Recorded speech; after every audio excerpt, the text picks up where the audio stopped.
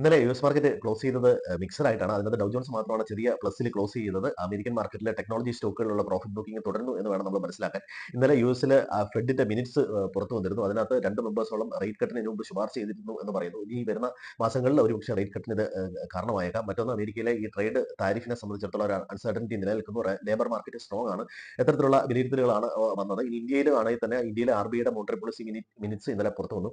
അതിലും പറയുന്ന ഏതാണ്ട് സെയിം ഘടനയാണ്. യുഎസിലെ താരിഫ് റിലേറ്റഡ് അൺസർട്ടനിറ്റി ഉണ്ട്. ഏതാണ്ട് 3ഓളം മെമ്പർമാർ റേറ്റ് കട്ടിന് വേണ്ടിയിട്ട് ശുപാർശ ചെയ്തിരുന്നു. വരുന്ന മാസങ്ങളിൽ നമ്മുടെ ഇവിടെയും റേറ്റ് കട്ടുന്നത് ഒരുപക്ഷെ കാരണം ആയേക്കാം. മറ്റൊന്ന്, ഇന്ത്യയിലെ കോർ സെക്ടറിന്റെ വളർച്ച നിരക്ക് വന്നിരുന്നു. അത് 2% ആണ്. ഗ്രോത്തിന് അത്ര ആക്സലറേഷൻ പോരാ എന്നുള്ള രീതിയിലുണ്ട്. ഗ്രോത്ത് ഉണ്ട്. അതിനകത്ത് 7 കോർ സെക്ടേഴ്സ് ആണ് പറയുന്നത്. അതിനകത്ത് പ്രധാനമായിട്ടും വളർച്ചയുള്ളത് സ്റ്റീല്, സിമന്റ്, ഇലക്ട്രിസിറ്റി ഏരിയ ആണ്. കോള്, ഓയിൽ ആൻഡ് ഗ്യാസിലേക്ക് വളർച്ച കുറവാണെന്നുള്ള രീതിയിലാണ് സൂചിപ്പിക്കുന്നത്.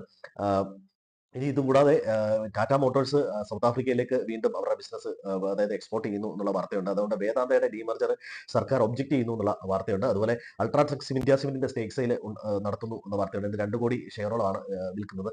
ഇതൊക്കെയാണ് പ്രധാനപ്പെട്ട ഡേറ്റ. ഇനി ജപ്പാന്റെ മാനുഫാക്ചറിംഗ് ഡേറ്റ വന്നിട്ടുണ്ട്. അവിടെയും വളർച്ച കുറയുന്നു എന്നുള്ള രീതിയിലുള്ള വാർത്തയാണ് വരുന്നത്. യുകെയിലെ ഇൻഫ്ലേഷൻ വർദ്ധിക്കുന്നു. യൂറോ സോണിലെ ഇൻഫ്ലേഷൻ സ്റ്റേബിൾ ആണ്. അപ്പോൾ സാധാരണഗതിയിൽ എല്ലായിടത്തും ഇൻഫ്ലേഷൻ കുറഞ്ഞു വരികയാണ്. ഇപ്പോൾ വീണ്ടും ഇൻഫ്ലേഷൻ ചില സ്ഥലങ്ങളിലെങ്കിലും കൂടുന്നു എന്നുള്ള തരത്തിലുള്ള വാർത്തയുണ്ട്. പൊതുവെ ഗ്ലോബൽ മാർക്കറ്റുകളിലെ ഡേറ്റകൾ മിക്സഡ് ആയിട്ടാണ് വരുന്നത്. മറ്റൊരു ന്യൂസ്, HDFC, PNB, ചില ബാങ്കുകൾ അവരുടെ ട്രാൻസാക്ഷന്റെ സർവീസ് ചാർജ് കൂട്ടുന്നു എന്നുള്ളൊരു വാർത്തയുണ്ട്. ഇത് മാർക്കറ്റിനെ സംബന്ധിച്ച്, ആ സ്റ്റോക്കുകളെ സംബന്ധിച്ച് ഒരുപക്ഷെ പോസിറ്റീവായിട്ട് വരാനുണ്ട്.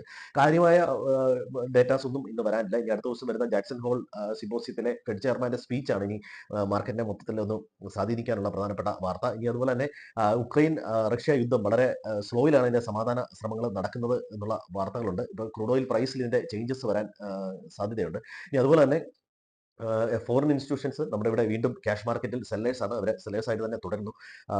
എഫ് ആൻഡ് ഒ സെഗ്മെന്റിൽ അവർ ഇപ്പോഴും ഷോർട്ട് പൊസിഷനിൽ തന്നെയാണ്. 90% തന്നെയാണ് ഷോർട്ട് നിലനിർത്തുന്നത്. പ്രോ ട്രേഡേഴ്സ് ഏതാണ്ട് ഹെഡ്ജിൽ ന്യൂട്രൽ സ്റ്റാൻഡിലാണ് നിൽക്കുന്നത്.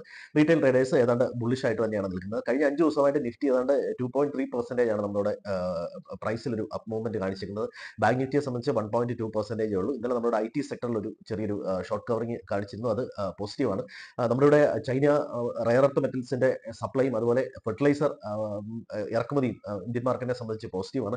കൂടുതൽ മേഖലകളിലേക്ക് ചൈനയും ഇന്ത്യയും വ്യാപാര സഹകരണം വർദ്ധിപ്പിക്കുന്നു, അതിനുള്ള റൂട്ടുകൾ വർദ്ധിപ്പിക്കുന്നു എന്നുള്ള വാർത്തകളൊക്കെ വരുന്നുണ്ട്. ഇതൊക്കെ മാർക്കറ്റിനെ സംബന്ധിച്ച് പോസിറ്റീവാണ്.